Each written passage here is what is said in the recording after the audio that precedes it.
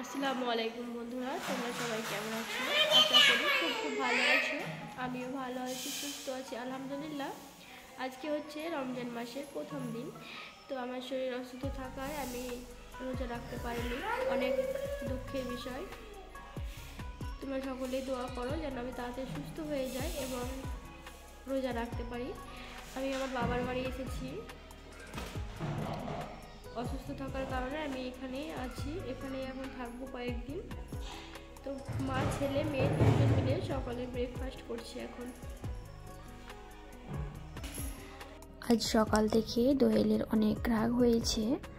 সে ঘুম থেকে উঠে বায়না ধরেছে বেলুন নেওয়ার জন্য। তো তাকে কিনে এনে দেওয়া হয়েছে বেলুন অনেকগুলো, কিন্তু তার ভাইয়ের সঙ্গে বেলুনের কালার নেওয়া করে রাগারাগি, তাই দুই ভাই বোনের মন খারাপ। ছেলেরা তো একটু বোঝে, কিন্তু মেয়েটা তো বুঝতেই চাইছে না। তার তো সব সময় রাগ নাকের ডগায় লেগেই থাকে।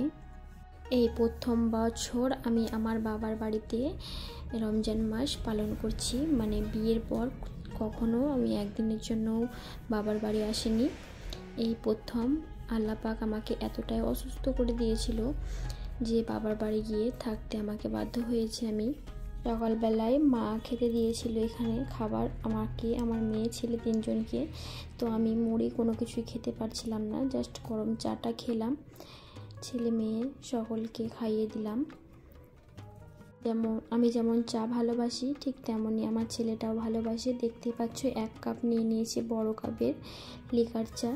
মেয়েটা নিয়েছে, মেয়েটা তো খেলো না, আমি খেলাম আমারটা, মেয়ে নষ্ট করলো। তো কোনো কিছুই খেতে পারছি না, তো একটু একটু করে ছেলে মেয়েদের সঙ্গে হরলিক্স খাচ্ছি বাচ্চাদের মতো। গরম গরম সব সময় কোনো খাবার গলা থেকে নামতেই চাইছে না। তোমরা হয়তো বলবে যে আমি ভিডিও কন্টিনিউ দিচ্ছি না, বা আগের পুরনো ভিডিও তোমাদের সঙ্গে সব সময় শেয়ার করছি, কারণ তোমরা কম বেশি সকলেই তো জানতে আমার শরীর খারাপ ছিল। তোমাদের দোয়ায় এখন অনেকটাই ভালো হয়ে গিয়েছি। তো আগের ভিডিও যেহেতু এগুলো ছিল, তখন কোনো ভিডিও করতে পারিনি, এখনও ঠিকঠাকভাবে ভিডিও করতে পারছি না। তো সেগুলোই তোমাদের সঙ্গে শেয়ার করছি।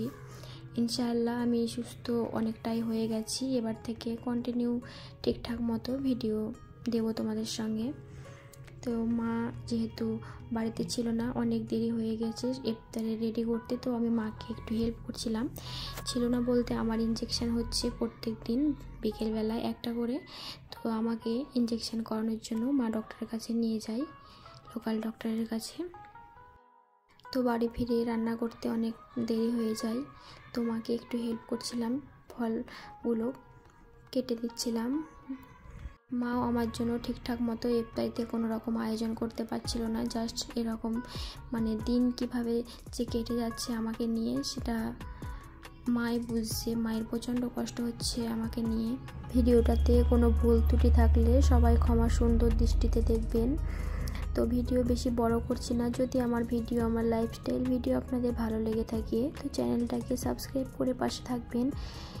ভিডিওটা আর ভালো লেগে থাকে তাহলে একটা লাইক দিয়ে দেবেন। আপনাদের একটা লাইক আমাকে আরও একটি নতুন ভিডিও তৈরি করার সাহস যোগায়। সবাই আমার জন্য একটু বেশি বেশি করে দোয়া করুন যেন আমি খুব তাড়াতাড়ি সুস্থ হয়ে ফিরি। ভিডিওটা আর বেশি বড় করছি না। সবাই ভালো থাকবেন, সুস্থ থাকবেন। দেখা হচ্ছে পরবর্তী একটি ভিডিওতে। ততক্ষণের জন্য আমি দুষ্টু মিষ্টি বিদায় নিচ্ছি। আল্লাহ হাফেজ। আসসালামু আলাইকুম। ফি আমিনিল্লাহ।